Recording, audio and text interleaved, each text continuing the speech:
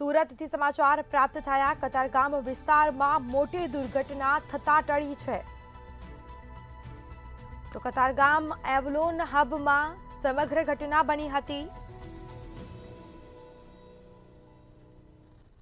એક નશેડી યુવકે સળગતી સિગરેટ કચરા પેટીમાં ફેંકી। થોડા જ સમયમાં કચરા પેટીમાં આગ ફાટી નીકળી હતી।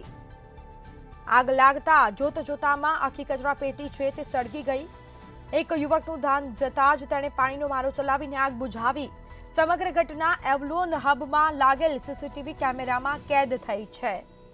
તો જે સમગ્ર ઘટના છે તેના સીસીટીવી ફૂટેજ પણ સામે આવ્યા છે। થોડા જ સમયમાં કચરા પેટીમાં આગ ફાટી નીકળી। એક નશેડી યુવકે સળગતી સિગરેટ કચરા પેટીમાં ફેંકી હતી। કતારગામ એવલોન હબમાં આ સમગ્ર ઘટના બની। કતારગામ વિસ્તારમાં મોટી દુર્ઘટના થતા ટળી છે।